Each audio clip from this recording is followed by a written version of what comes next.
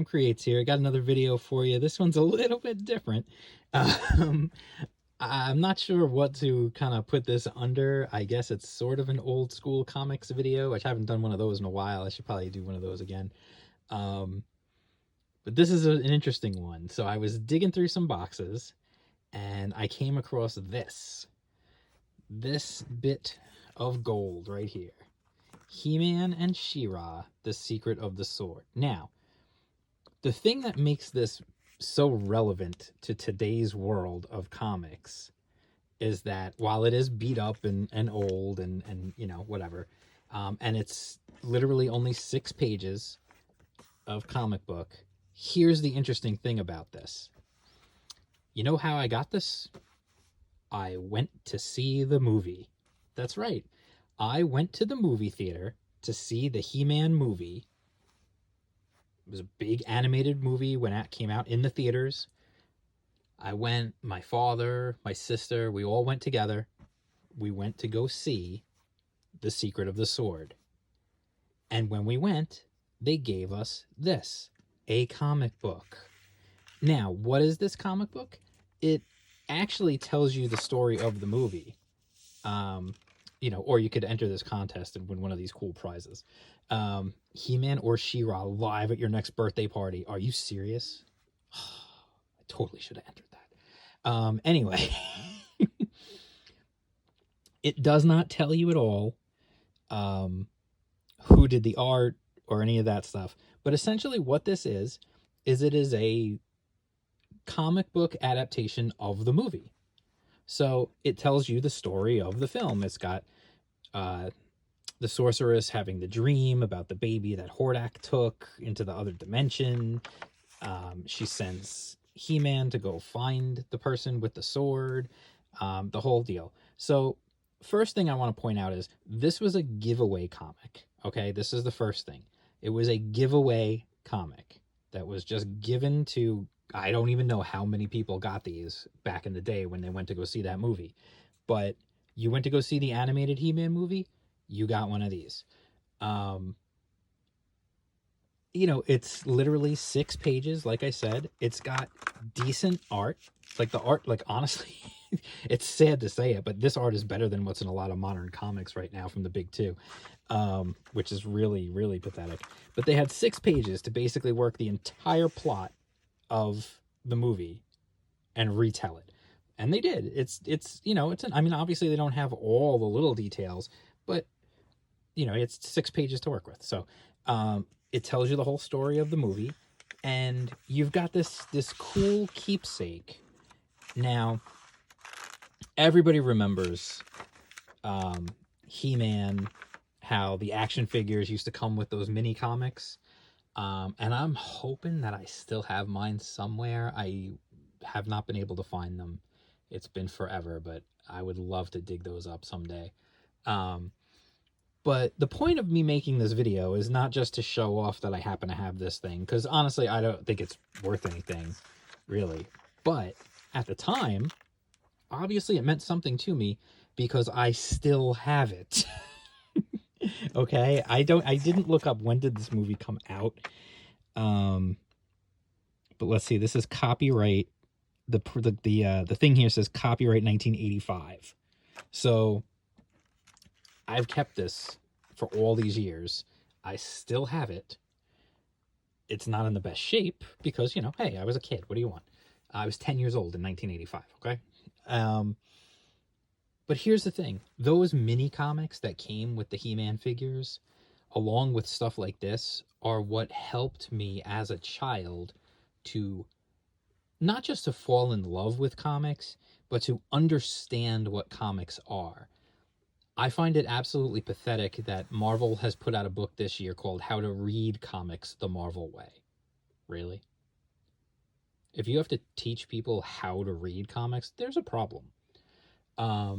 But anyway, aside from that, if they could do this in 1985, and this is Mattel, this is not a Marvel movie, this is not DC, a company that's already printing comics every month and you know, just printing dozens and dozens of books all the time.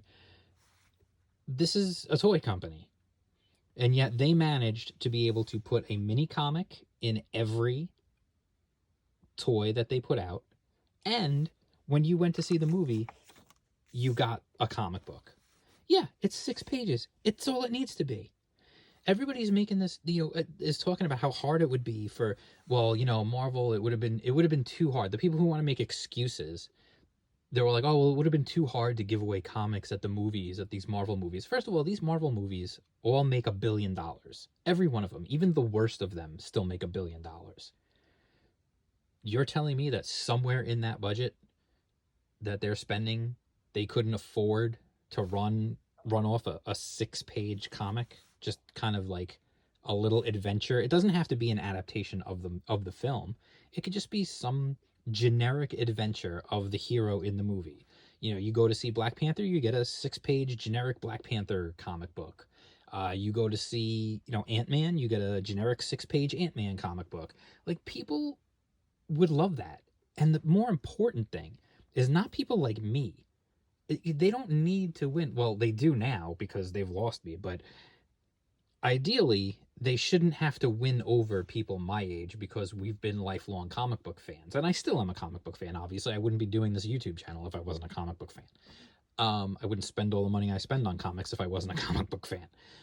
But what I don't get is, you're telling me they couldn't spend a little bit of money to put this into the hands of a kid. You put this, like I said, I was 10 years old when this came out. 10 years old. So you give a Avengers or an Iron Man comic to a 10-year-old kid when they go to see the movie, they're going to read that thing. And they're going to read it probably 12 times because they loved the movie, they loved the character. They're going to read it and reread it and reread it. And some kids out there are going to look at the art and they're going to try to copy it and they're going to draw the character and everything else. It makes no sense to me that with all this money flying around for these superhero movies. Now, listen, everything is changing right now. I get it. I'm just talking about a missed opportunity and how the fact that in 1985, a toy company figured this out. Wrap your head around that. In 1985, a toy company figured out that giving away a comic book with a movie with a movie that kids are going to see is a great way to help them be more invested in the characters and more invested in their case, the toys, because that's what they're trying to sell you, is the toys eventually. Marvel is should be trying to sell you the comic books. You give away a comic book with a comic book movie, guess what? People might be more likely to go buy a comic book after that. It's just common sense. And I know I'm not saying anything that people haven't said before, but it just absolutely blew my mind to see this and realize that this is from 1985 and I still have it. We are in 2020. Think about that. Think about that. 1985. I mean, my God. They had this figured out back then. And suddenly, in the 2000s, it was too hard. In 2010, in 2019, it was too hard. Forget about the fact that the modern comic books, because we've all heard the stories, we all know the story of somebody walks into a comic book shop after seeing Avengers and none of the characters are the same, and they're just like, I don't want any of this stuff. We all know that. But you didn't even have to get to that point. You get a kid a comic book, any comic book, even if they're not the biggest fan of the character, you know what? They at least understand. At 10 years old, I knew exactly how to read this. At 10 years old, I had been reading comics already because they had been everywhere. Comics are not going to live beyond being this super duper niche crowdfunded thing and direct order to consumers unless they can figure out how to get kids interested in comics again. And they just don't seem to either want to do it, they don't want to try, they're afraid to fail. I don't know what it is, but it pisses me off because kids will read comics. Kids read Dave Pilkey's books all the time. Those are comic books. Yeah, they come in a hard square hardcover book, but it's still a freaking comic. Raina Telgemeier, same thing. They come in a hardcover. They're still a freaking comic. And kids are reading those left and right. Why are we not giving kids an easy option? Get these things in their hands. Get them invested in your characters. If you're somebody who has a stable of characters like Marvel or DC does, you know, and we all let DC off the hook. Why are they not giving away Shazam comic books when people went to see Shazam? That was a family movie. You know what? Batman vs Superman. Yeah, I wouldn't have done that either. That really was not a family movie. The Dark Knight, not really a family movie. I get it.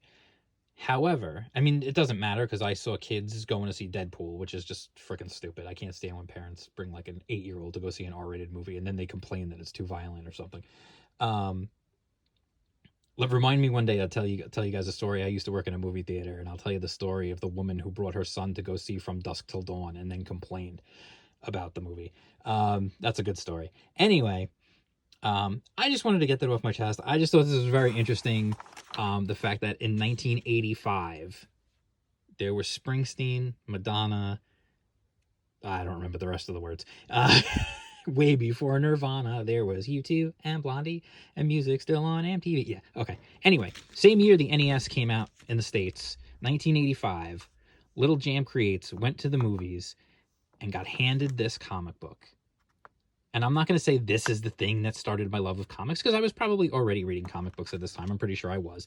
But it's just, I'm sure it started it for somebody. It's just another way to make sure the medium stays alive. And if you're trying to promote characters like this, you want to sell these toys, you want to sell the, you know, if it's Marvel, you want to sell comics. If it's DC, you want to sell comics. This is what you need to do. When it's appropriate for kids, give away a comic. Just do it. It's not that freaking hard. And can we just try and get some new readers?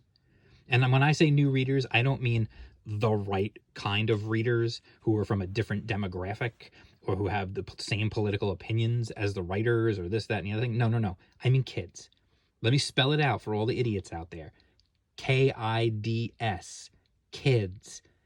Those things that most of these comic book writers will probably never have because they live in apartments with 47 roommates and 16 cats. Yeah, them. They're the future of this industry. If they're not interested in comics, comics will still be around for me to read. I'm not worried about comics not being around for me to read for the rest of my life. There will be.